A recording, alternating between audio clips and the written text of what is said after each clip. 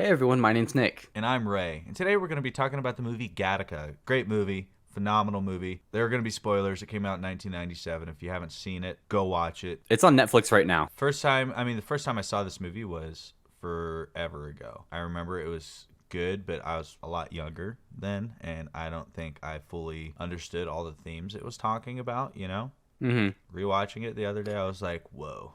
Yeah, because I really liked it when I was a child in the early 2000s when I watched it. One thing that I didn't remember was how it's actually quite slow. It's more of a thought experiment movie rather than, you don't go into it expecting an action movie or something. The movie is basically based on genetic engineering, right? So it's even more relevant now than it was in 1997. So Yeah, watching it again, it was cool to think about. it was definitely it's a big like cerebral character study, I think. And ethically it raises like great questions because I mean in real life there's a couple years back there's that Chinese scientist who had two baby twins, cured them of a HIV, so they're like I mean, HIV immune. yeah, I was about to say, I don't think they Right. had HIV. They're just immune to it. Yeah, completely immune to it, but he did it like without permission and all the shit, and went Hmm. against ethics and stuff. And now that that technology is real and we're able to do it ethically, is it eugenics? I think so.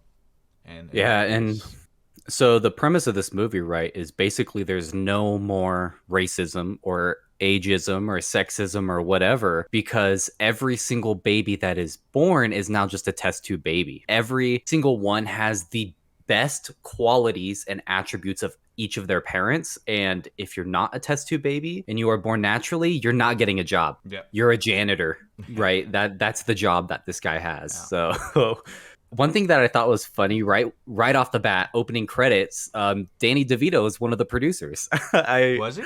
Yeah, I was like, I oh, didn't notice Danny that. DeVito. Yeah, so I That I is would pretty not cool. have ever imagined that he was involved with this movie. Yeah, that's This does crazy. not this does not seem like one from him. But yeah, I mean, that's why I think the movie was so like good, especially like for today, because like there's still a Mhm. lot of discrimination, prejudice today, and in the future, would it be better? I don't think it would. I think humans suck in general, right? Um, Simple as that, and we're always going to find something to discriminate against. And faith-born babies like Ethan Hawke's character, Mhm. they're the new unwanted group, Mhm. which The sucks. pariahs. Yeah, it sucks, but I mean, as the movie goes along, you see he's beating his brother Anton Mhm. eventually, and he's like, "Nah, nah, dude, you didn't beat me. I beat myself. I That's what beat happened." myself. Yeah. Yeah, and it's like, no, and it comes into some like really good quotes, and like basically, there's no gene for the human spirit. I think there's some truth to that, Sure. obviously. That's the whole basis of the movie is this Yeah. guy, they run his genes and say, oh, he has a 90% probability of dying before the age of like 31 or something, or Yeah. 30, whatever it is. Life expectancy 30.2 years. Yeah, Like, exactly. thanks. So, yeah. And so that's basically the reason he's never going to get hired anywhere because they're like, dude, you're going to have heart problems and you're going to die by you're 30. Yeah. We're not going to bother with you. But yeah, I mean that's like a big thing, and like Jude Law's character comes in, and he's on the other side of it, the burden of perfection, right? Mm. Jude Law's character is this perfect test tube specimen, and he came in second place Yeah, in and that's swim. even among the test tube babies, he is Yeah, the top tier, even though he is the best of the best he came in in the second. entire world. He still only got second. Yeah. Yeah, and it really I think goes into the burden of perfection on his. I Hmm. think it does it well for him. I mean, with his attempted suicide attempt and everything. I mean Hmm. that's got to be so much pressure.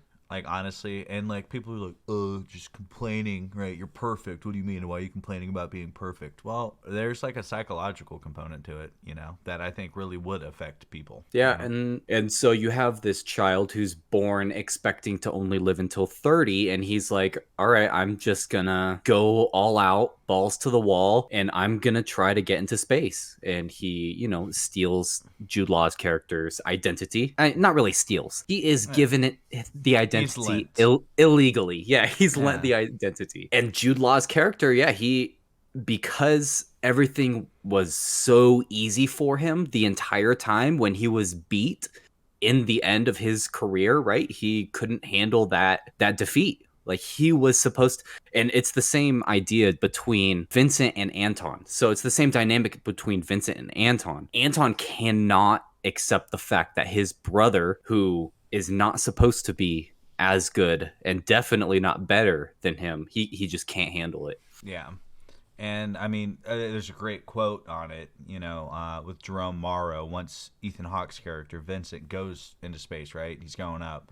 He's like, well, I got the better end of the deal. I only lent you my body. You lent me your dream, right?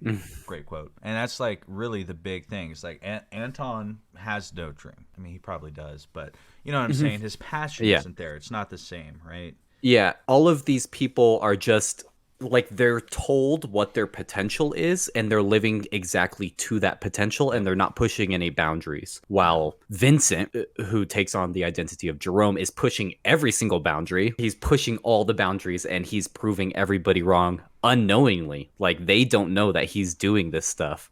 Yeah. And then I like at the end with Uma Thurman's character, she finally comes around, and she finds out that Vincent is an invalid. He gives her, you can run it if you want, and she just lets it fly off in I the would wind. I understand it's way better that way, but it would have been cool to see her run it too and be like, "How are you doing all of this?" Yeah. Like Well, just the pure disbelief. yeah. All Again, in I'm all, not saying that would be better. This it was obviously the better thing for them to oh, yeah, do, yeah. but I would have liked to see her be like, "God damn, you're so good." She looks at it and she's like, yeah, you should be dead here. Yeah. You're not Hmm. supposed to have a six pack. You have a six pack. Um, shit like that. Yeah. Yeah.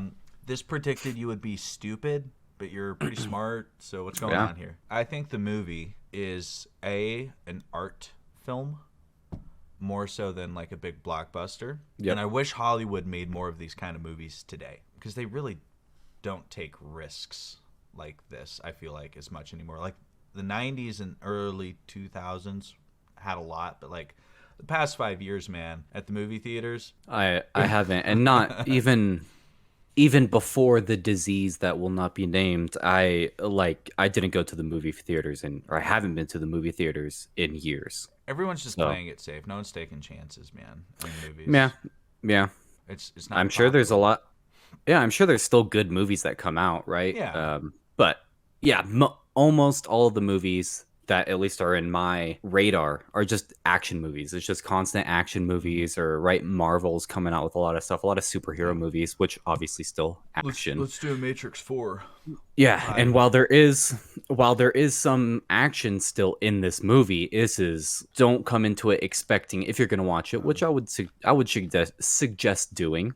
Go ahead and watch this movie if you can. But yeah, don't expect a lot of action. It's a thought experiment. It's just meant to make you think. The music in it, the score was really good. Yeah. It fit, I think, perfectly for what it was meant to be.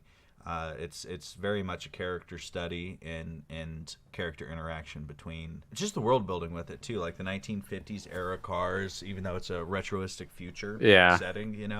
I think Yeah. it does a really good job of also not dumping exposition on you on how the world works. It just puts you in it and you learn as it goes along. It's not Yep.